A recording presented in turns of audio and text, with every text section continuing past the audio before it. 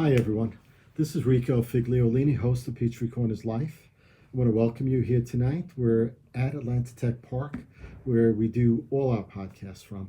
Atlanta Tech Park is an innovation hub with over 70 companies here, a place that can fit over 100 companies here. These are startups that are in the city of Peachtree Corners here at Atlanta Tech Park, growing, doing high-tech stuff.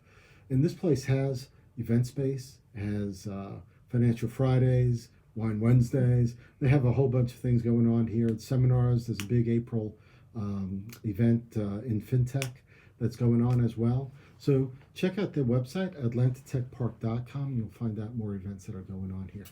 This place is actually on a road that's becoming more famous as we go, and it's Curiosity Lab at Peachtree Corners.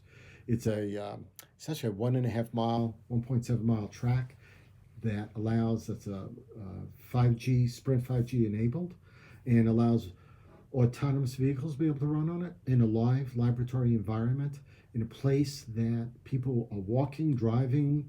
I mean, if you're a company looking to do work in the autonomous vehicle area or in Internet of Everything, where technology speaks to everything that can be on the street, just think about it. You know, it could be apps, could be cars talking to other cars, cars talking to apps, light bulbs crossing areas, maybe solar-powered roads that can energize an electric car. This is what can be done here. It's a very unique place. And even though it's 5G enabled, that means wireless, right, broadband, the main hub, if you will, the backbone of what brings the internet here is really still fiber. And our lead sponsor is Hargray Fiber. They are essentially the backbone of Curiosity Lab at Peachtree Corners. And they are a company known in the Southeast and expanding in the Southeast, bringing solutions both to small businesses and enterprise solutions where they can bring fiber cable to your business and be your IT company in that business situation and bring voice, internet, and everything you need in a better way than I believe Comcast and some other companies can do. So check them out, hargrayfiber.com and Atlanta Tech Park. Now, to introduce my guest today, we're talking to, let me introduce him here. There you go, Floyd Scott. He's running for Gwinnett County Sheriff, and we're going to have a chance to be able to talk to you, Floyd. Thank you for coming. Thank you for having me here. Yeah, I appreciate you coming on the show. I want to be able to, find out a little bit about you. So tell our audience a little bit about Floyd Scott. Well, I've been in public service for over 40 years. I'm retired military. Actually, I was a military police, and so it was an easy transition for me to actually go into law enforcement here in Gwinnett. I've been in Georgia since 1993. Okay. I've been policing in Gwinnett County for close to 24 years. I was with the Gwinnett County Police Department, and I just retired from the Gwinnett County Sheriff's Office after 17 years. And the only reason why I retired was so that I could run for the sheriff, because there needs to be change. Gwinnett County is a very diverse county. We speak over 100 different languages, and some say that we're the most diverse county in the nation. And I believe that. It's certainly the most diverse county in the state of Georgia. Yes. For sure. So, that's a long 40 plus years of service. Didn't you ever get tired of it? Well, it's my profession, and it's a passion that I love, and I wouldn't trade it for anything. It's just something that once you get it in your system, it's something that you just want to. Yeah, it's all about servitude. I'm a servant. I've been a servant all my life. I went into the military as a servant. I retired as a servant leader. So it was easy. So I guess, so tell us a little bit, since we're going there, tell us a little bit about your belief system, about your values and how you base your decisions when you work. Well, I'm a man of faith.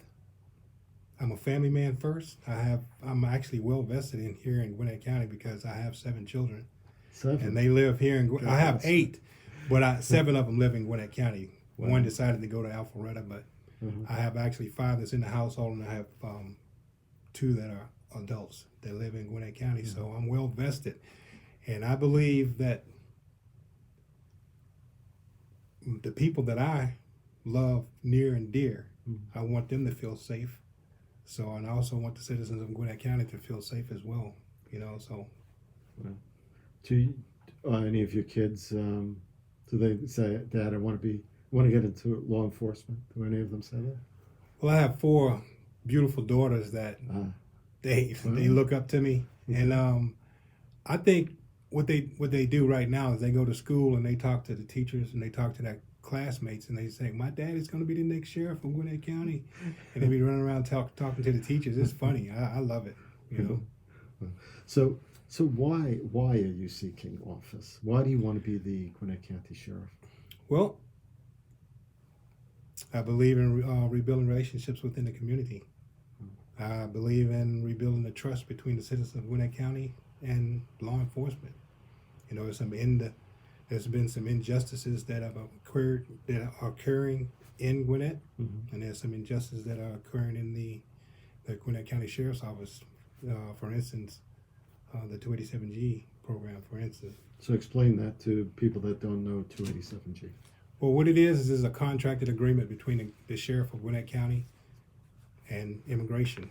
What it does is, as anybody that's an undocumented immigrant that comes here in Gwinnett County and is arrested by any of the local police that are here, including the sheriff's office, and they're undocumented, they get arrested for whatever the incident may be. If it's just a traffic citation or not driving without a license or no insurance, and they get arrested and they brought to the Gwinnett County Jail. They have a team of workers that are there that are dedicated to immigration, and if they find that they are undocumented, then they will be handed over to immigration for deportation. ICE, essentially. ICE. Which is what I think many people might know it as. Yes. Yeah. And the thing of it is, some of these people that are undocumented, they left their country for a better life. Some of them even escaped their country for a better life. And a lot of crimes are going unreported because the undocumented immigrants feel that they would rather endure the crime that's being committed against them instead of reporting it to the police and have the police, I guess, check them out and find out that they're undocumented and then deport them. Have you come across stories like that where people have been deported for really minor offenses and torn away from their families? Oh yeah, you got some people that'll actually leave their homes in the morning, going to work like normal, and they get pulled over by the police for whatever the reason may be, and it could be making a wrong turn or making a turn without putting a signal on, or it could be a varying different things that could happen, and they pull them over and they don't have a driver's license. So now 287G is enforced. It's voluntarily enforced by county. Yes, by police. Like I said, it's an agreement between the Gwinnett County Sheriff and immigration. So if the sheriff decided that he didn't want it anymore, then it would be gone. And there's no repercussions. There's no repercussions whatsoever. So that's why when I do become the next sheriff of Gwinnett County, that's one of the first things that I'm going to do away with is the 287G. Do you find that the police officers that are attached to this, I mean, most people, I guess, they're used to seeing police shows and stuff, or reality shows even, and they may be aware that, you get a collar, you have to spend time at the jail processing that collar, for example, the person that you brought in, arrested. Do you find that a big waste of time for the sheriff's department to be doing that in most cases? I find it to be a waste of time because I don't think that the 287G program should even be there, because like I was there before the 287G program was even there. And we had a system in place that we would contact the consulate of whatever nationality that we had brought into jail, and then we'd notify that consulate. If the consulate wanted them, they would come and get them. And if they didn't want them, then we would do a background check on them to make sure that they didn't have any violent crimes or anything like that. If they had a violent history, then yes, we would notify ICE. But if it was a minor crime, like for instance, the no driver's license or no insurance, then we would still notify the consulate, But if the consulate said, no, we're not going to come get them, Mhm. then we would just release them back into the public because they were no threat to the public. Right. Would they still come to court, I guess, later? They would, if they didn't pay that fine. Usually, when they were brought to the jail for no driver's license, they were brought because they couldn't sign the ticket because if they didn't have they couldn't verify the address from where they were, so they would bring them in, so they would pay that fine. If they paid that fine and got released for for instance, if it was no driver's license and they paid that fine, Right. or no insurance, they paid that fine, then they would be released. They didn't have to have a court date because they already paid that fine. Okay. The court date was set up so that they could go before the judge and Right. pay whatever fine they needed to pay, but if they paid it. So Floyd M. Scott becoming sheriff first day, 287G be out the door? 287G would be gone. Would be gone. Okay. All right. So, obviously, that's the single most important issue at this point. It sounds like. Well, that's one of the things that I'm emphasizing strongly. Okay. But also the morale within the jail itself. Like I said, I was there for 17 years. I left in August 19, 2019. Mm-hmm. 6 months prior to that, I knew I was going to be running for sheriff, but nobody knew in the sheriff's office. So I was going around to all the deputies that worked in the housing units, and I was talking to the deputies out that was working the streets, and I was asking them if they had a way of changing something to make their jobs easier. Right. What would they do? And they would give me ideas. So I was already, I guess you could say, interviewing them to find out what is going to make to boost their morale, and that's what I carried. That's what I'm carrying with me now. Okay. So, what would be the first things that a Floyd M. Scott sheriff would do the first 90 days? I mean, what would you start with? Give me the top 3 or 4 things that you'd want to start accomplishing. One of the things that I would do immediately, in addition to the 27G, is I would allow the deputies to wear beards. And then they can't wear beards? They can't wear beards at this time unless they're in a specialized unit. They're in a specialized unit, but I would allow them to wear the beards. I wouldn't let it. I'd have regulations on it. They couldn't grow it beyond probably an inch or so. But of course, I would let them grow it because we have a lot of deputies that have, I guess, trouble shaving. They have the razor bumps, and it's painful because my whole military career, I had to have a shaving profile. Really?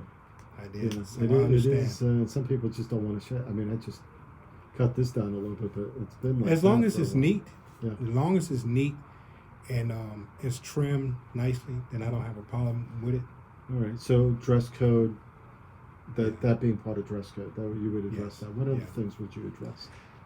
I know that there's you got deputy ones, the ones that don't have no desire to be certified deputies to walk around and carry guns or work at the courthouse or anything like that. They What are love they? working in the jail. What are they called? They call deputy ones. Deputy ones. Yeah. Then you got deputy twos, Okay. and then you got master deputies.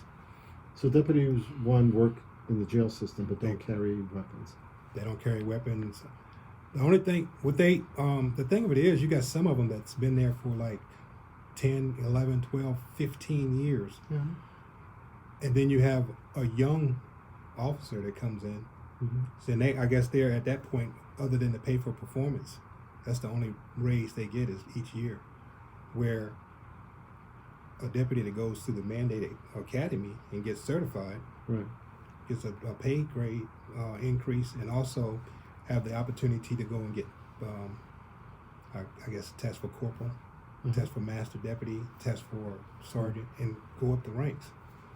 Well, the DS1 that don't have a desire to go to mandate, they don't have that option. So, that's one of the things that I want to bring. I want to have a rank structure for the DS1s, so that there would be pay parity for, because you got some of the DS1s that are training Right. the deputies that go to mandate, and they have more knowledge in how to work in the jail than the young guys that are coming through. Sure, experience counts for something, right? Yes, But the DS2s are carrying weapons. and they carry weapons once they leave the jail. Right. And are they? I mean, they're obviously. I mean, the pay grade is different also because they're more likely. Something more likely would happen. I mean, they're more hazardous duty, if you will. It's just that once, yes, you got some that are in the jail that have the capabilities of carrying weapons, but yet they'll go into the locker room and they'll change into civilian clothes, and you'll never know that they were a deputy too. Okay. But all DS1s, they have to dress down where that you don't recognize them because they don't carry guns, and they're forbidden to walk around in their uniforms outside of the jail Because they don't carry guns. because they don't carry jail. They don't carry guns, and that's one of the first things that a person that's wanting to do harm, he's going to seek the person that looks like law enforcement. Right. So that makes sense to me. Yeah. All right. So, and what else would you do? What's the next? Well, I know that we don't have our own training facility. We pretty much share that training facility with the Gwinnett County Police. Okay.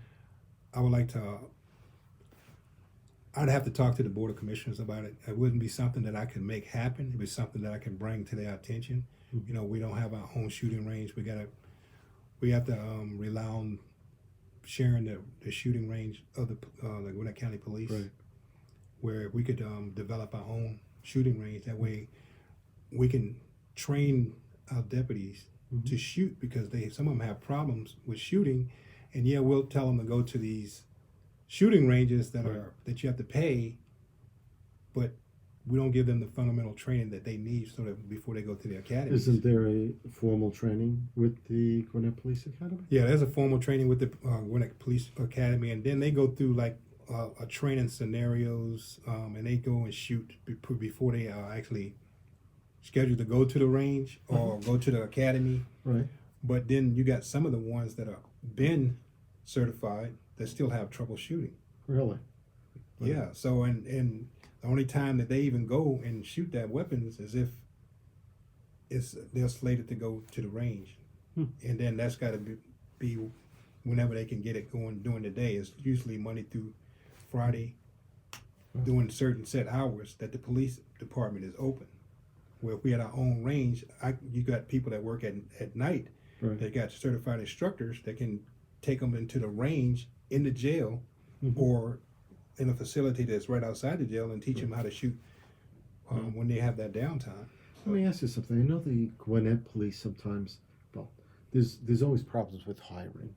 They're always short. They train police within 2-3 years. Those police officers may leave to go to another county, to go to another police department because better pay maybe, better benefits, maybe better morale. I mean, are we finding that to be the case also in the sheriff's department? Right now, yes, the morale is not as at the level that it should be, at the level that I would like for it to be. I know from all the training and leadership classes that I've gone through, if you show your people that you care for them and that you care about their well-being, they don't care about the pay. You can give them as much money as you want to, but if they still are unhappy, if they feel that you don't care about them, then they're going to leave regardless. They're going to go somewhere where somebody cares about them. Yeah. So you're finding that level of morale is really like that here? Yes, I've experienced it.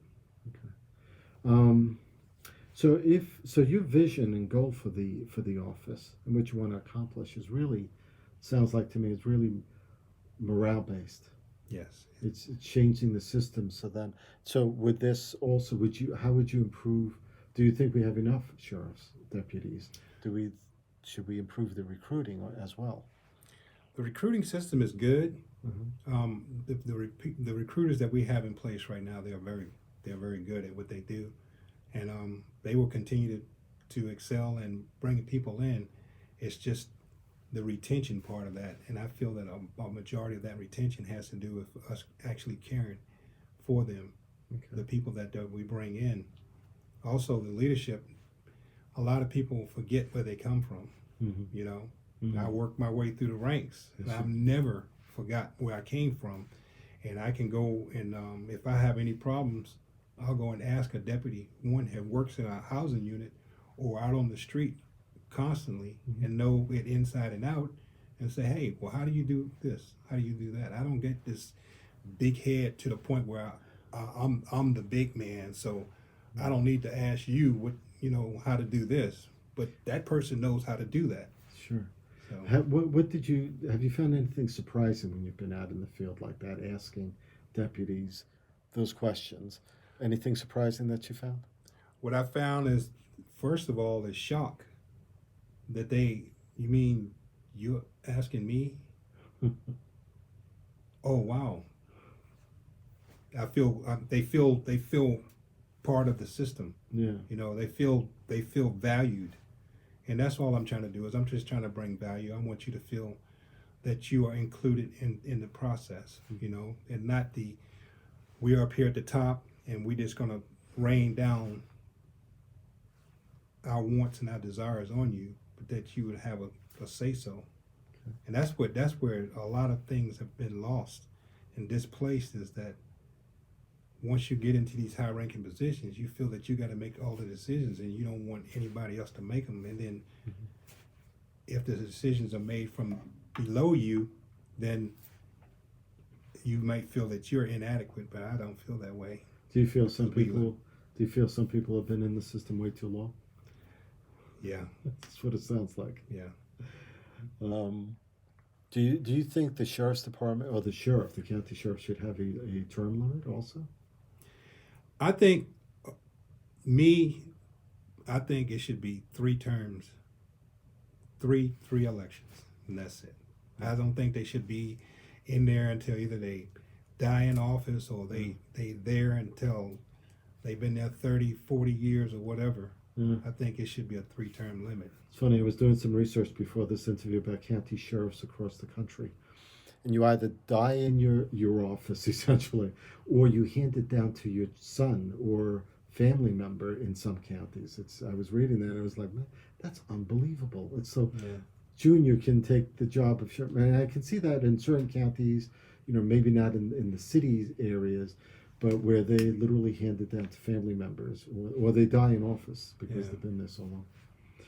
What's the vision and goal that not the vision and goal. What's the quality and experiences that you feel is the best for a candidate for this office? Well, first of all, it had to be somebody that's actually worked at the sheriff's office, that know the constitutional responsibilities of the sheriff, and have a love and care for the employees that work for the sheriff. Okay. You got civilians. We got over. It was about, I think it was 800 plus officers, deputies, as well as civilians. You want them to come to work and not dread coming to work, but coming to work to be productive because they enjoy being in the environment. What I've experienced, and just from being a supervisor and being a manager at the sheriff's office, where you got some people that drive up in the parking lot and they'll sit there and they'll contemplate, wow, I got to go in. Should I call in sick? Wow. Because the morale is that bad. Well, I want them to feel wanted. Yeah. I want them to feel welcome, and I want them to feel that the production, the work that they do is valued. Yeah. I want them to feel valued. I can see how if someone is angry or is not feeling valued, how that would really be a detriment to the way they work their job as well, right? If they have anger. Well, you're gonna have people that they're gonna have a bad day. Mm-hmm. They're gonna come in and they want everybody to feel the way they feel. So they're gonna come in with a certain attitude. Yes, and they're gonna try to. And the thing of it is, you got to have those strong leaders, be it ranked leaders or chosen leaders amongst the peers, because you got peer leaders too, as well as ranked leaders that can go in and talk to a person and say, hey, what's going on? Does the county sheriff do like other corporations? I imagine they do reviews on a regular basis, right? Well, they have if there's a deputy that is in trouble, they got programs that set up that they can seek counseling without anybody knowing. Okay. You know, and the responsibility of the supervisors is to see that, and it also is each one of the deputies' responsibility to see if one of their peers or somebody that they feel is going through something, that somebody is made aware of it. Mm-hmm. You see where I'm going with that Yeah. question, right? Because Yeah. I mean, in a normal corporate environment, all right, someone doesn't do their job right, paper falls off, a file gets lost, things happen. It's different. Yeah. In a law enforcement, where lives are at stake in some cases, even, it's a little different, right? I mean, Absolutely. you want to weed out some people that shouldn't be maybe in that particular job, but they could do that job better. It's not like saying we're going to weed out everyone that's bad, but it's saying let's put them into the right place that they might work better. Yeah, we have a system. Well, I believe in the system that if you're not used to being around people, Mm-hmm. because this law enforcement is a people-oriented business. For I sure. mean, Yes. you got to care about the people Yeah. that you're talking to. Yeah.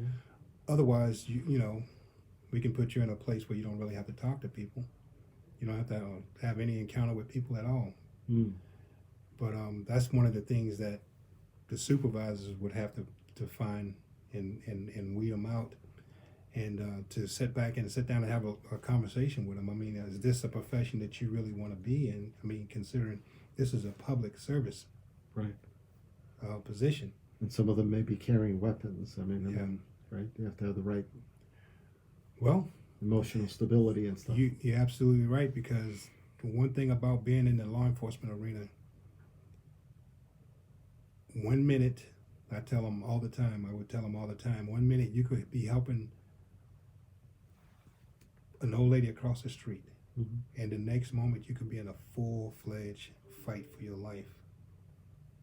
So you got to be really prepared mentally for that. You've been in this county a long time, 23, Close to 24. 24 years. Yeah. That's almost as long. I've been here since '95, so 23 years. County's changed a lot. Oh yeah. I mean, you've seen it firsthand. Obviously, even better because you've worked in the system. Mm-hmm. Well, what do you think are the pressing things? What areas of the county, or what do you think needs more attention that may not be getting that now? I mean, there's more gang activity. Maybe there's more crime. I don't know. I mean, depending on who you talk to and what part of the county you're talking about, things change, right? Well, I know when I was initially out there on the streets policing in Gwinnett County, the areas that were bad, but the demographics have changed and people have transitioned from those locations. When I first started back in 2001 and with the police department, Norcross was a very, very heavy gang drive-by shootings constantly. Because my first week there, I had to deal with 3 drive-by shootings. Yeah. And people getting killed from just throwing up gang signs. Well, the crime is slowly moving up the 85 corridor. Mm. And what we got to do is we just got to focus. They got the crime stats. They got to do the crime stats, the com stats that they do and I even have an app on my phone that any crimes that are committed, that I'll get a bleep of it, Okay. so that you can know what areas are most crime ridden. Not just college. You're talking about incident reports. I Yes. guess. Actual incident reports where you got larceny was committed here. You got aggravated assault or domestic violence, or even a heavier crime than that. And they actually have apps. Yeah. That you can actually that wherever your address is, you can have it within however many 10-mile radius of your home. I have one now. I forget what it's called. It's crime mapping. Yeah, crime mapping. Right. Yeah. So it'll every morning I'll get something and it'll say 1 crime, 1 incident, or 5. It just depends. Interesting part is, at least in this area, I see less break-ins per se, unless you're on a main road, which always tells me that it's just an easy in and out. But I don't see it deeper into a community. and I see a lot of just stuff happening in like parking lots and office break-ins and stuff like that. One of the other amazing things that are happening is they have these tag reader cameras Yes. that are put in neighborhoods Yes. that can afford to have them in their neighborhoods. And then I guess in some of the high end industrial locations, they have them as well. Yeah, the city of Peachtree Corners is actually putting the license plate identification cameras throughout at least the main roads that are city owned, if you will. And then anyone that wants it in their homeowner association, they can go at it, and the city will put it there, as long as they pay for it in their property tax. It's prorated and all that. You were talking before about constitutional mandate. So just for those that don't understand, because county sheriffs from jurisdiction to jurisdiction take care of a variety of things. It's not always the same in every county. Some of them manage jails as a main priority. Some of them, because they do that, they may be the largest provider of mental health services in the county, just because of the nature of the beast. They perform evictions, sometimes running coroner's office, variety of things in different counties. What is the constitutional mandate for the Gwinnett County Sheriff? What are you tasked to do? What's your responsibilities? Our responsibilities is the jail. Yes. Maintain the security of the jail, the courthouse, make sure that we have adequate amount of deputies that can man the courtrooms so that the judges will have security in the courtrooms. We service the warrants, the civil papers. Mm-hmm. We are actually in charge of the family violence, the temporary protective orders that are put in place. We have the family violence. DFACs or? No, that's whenever there's a family violence order for a temporary protective order, it comes to the sheriff's office. Okay. We control the family violence orders that come down, and we also maintain the sex offenders. Okay. And there's an app out there too. If you go to the Gwinnett County Sheriff's website, you can actually tap into the sex offenders, so you'll know if there's a sex offender in your neighborhood or anywhere close proximity. Because they have to be registered for a period of time. They have to be registered. And they monitor them. They actually go out. I've done it. I've actually went out to these registered sex offenders' homes to make sure that they were home. And if they're not home, then we go into front of the judge and we say, hey, this person wasn't here at the time he was supposed to be here. Mm-hmm. And then the judge will issue an order, and we'll go get them and bring them back in before the judge. And the judge is going to say, if you can't maintain, your probation in your home that you registered for, then you can stay here and out of jail. Well, does that expire at some point even? I guess after probation, or did they? It all depends on the seriousness of the crime, and I'm sure there's times they can go and get their charges expunged. Okay. But it all depends on the severity of the crime. Okay. With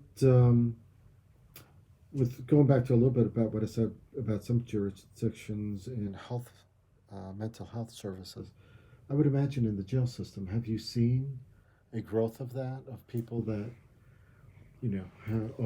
have some mental issues and you have to provide services? Does the county do that? I mean, we have a 24-hour mental health facility. Okay. We have mental health workers that are there 24/7. At one point, I was told that we were like the third largest mental health facility in the state of Georgia. Really? I mean, because we have so many mental health. We have a unit that's dedicated to mental health. And of course, there are other mental health cases that get seen anytime in the housing unit. When the deputies are in the housing unit and somebody's acting out of character, or they just been sentenced to something,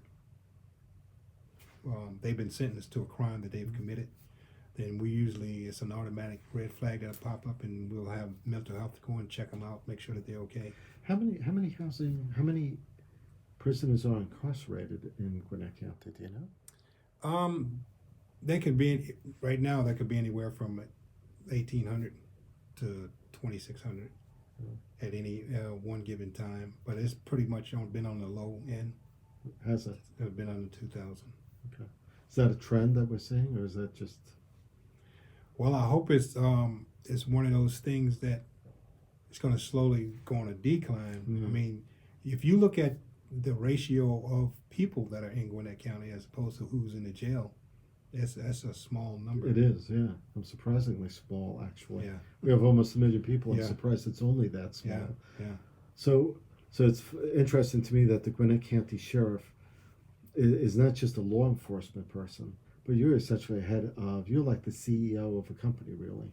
Absolutely. Because you handle and you take care of the budget. I mean, you have one big budget, and I don't know where the money comes from, if that's from It comes from the Board of Commissioners. Okay. We direct fund. they pretty much go before the Board of Commissioners and let them know what from the years before, and Mhm. you know, it's a trend. Right. What we've used, and it's been times when we didn't use all the money and we actually turned it back into the county to let them know if we've saved this amount of money, we didn't need it, so we're returning it back to you. Do you think there's any major renovation or major work that has to be done, capital improvements? That's one of the things that I want to bring. At the jail, we need a parking deck. The parking on Wednesdays, they have Mhm. court, magistrate court, Yeah. and the parking lot is bad. We had a extended parking lot Mm-hmm. that's way up the hill around the corner that you have to park at, and then walk. Oh wow.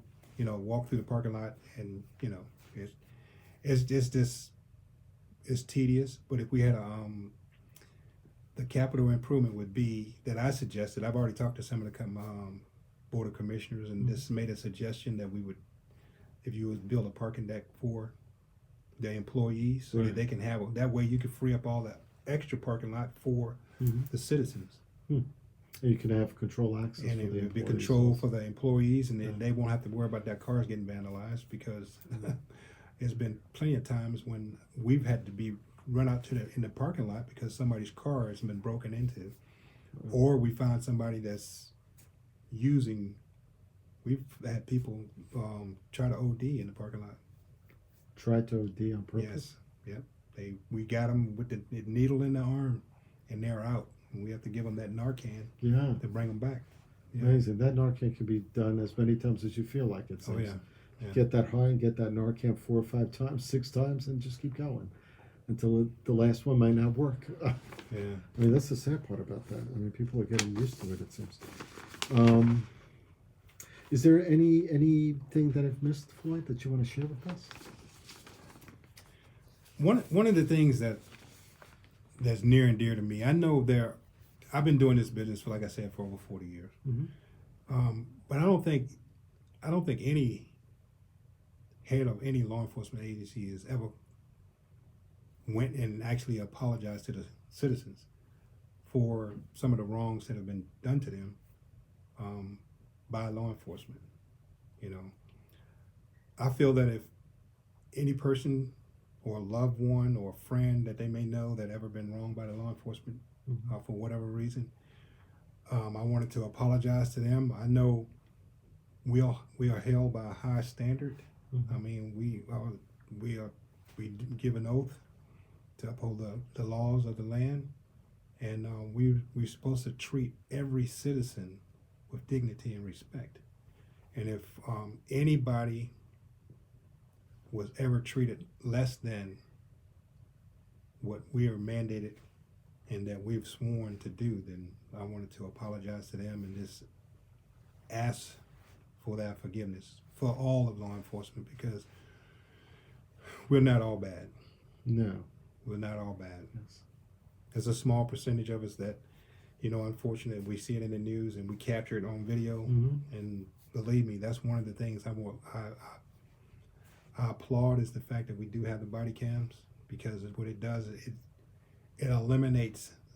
Because when I used to work out on the street, Yeah. if somebody filed a complaint against you, then you had to prove that Right. that it wasn't true. Mm-hmm. No matter how much integrity you have, Right. you still have to prove it. But that body cam pretty much speaks for you. Well, you know what? And I always think that's helpful, because it seems to me that if someone's going to lie, it could be a criminal that's lying more than another person, let's say, because they want to get out of what happened, maybe. Mm-hmm. So that body cam is worn by sheriffs as well, not just Oh police. yes, it's worn by the sheriff's deputies. We even got it inside of the the jail with the rapid response team. Okay. Yeah. So this way they can prove that whatever they're doing, they're supposed to be doing that. Oh yeah, All right. absolutely. That's one of the other things that I will revamp is the rapid response team, because they got a lot of controversy around them. Really? So it's gonna be a total retrain. We're gonna retrain them, Re-education. re-education, retraining, because I've seen the tactics. I wasn't always happy with all the tactics, but I will say that once I become the sheriff, that there will be a revamping of the rapid response team. Okay. Well, it's a necessary. Yeah. It's definitely needed, because we got scenarios where the rapid response team was very needed. Yeah. When I grew up, we just grab a couple of deputies and say, "Hey, let's go get this person." Right. But now they You actually can't do that, train, yeah. so we'll make sure that the training is consistent and that they're there to help get the person under control. Mm-hmm. And then that's it. After they get him under control and take him where he needs to be, then they back down. Okay. We've had some incidents where it's been in the news where you have a person that's mentally ill and you got 4 guys on them, and then you punching them in the face. I mean, that don't make sense. No, that doesn't. I mean, that really doesn't. If they can't control a person with 4 people, that just doesn't make sense. Yeah. So We've been talking to Floyd M. Scott, a candidate for Gwinnett County Sheriff. Where can we find out about you? well, if you go to Floyd Scott Sheriff 2020.com, Okay. you'll find my webpage. I'll pop right on up, and May 19th. May 19th, Election Day, primary. Yes. And that's primary day too. It's primary day. Vote And- Floyd Scott. Yeah. Yeah. So go to that, and if you can't remember that, just Google Floyd M. Scott for Sheriff, and that will come up, because that's what I did. This was a pleasure having you on. Absolutely. Thank you. And I want to thank everyone for joining us. Want you to remember about HargrayFiber.com, our lead sponsor as well, in Atlanta Tech Park here in the city of Peachtree Corners. And don't forget to get your next issue of Peachtree Corners magazine. It's actually should have hit your mailboxes in the past week or so, and if it hasn't, let me know, because then I have to get back on the post office. But thank you guys. Appreciate it. Thank you, Floyd. Thank you.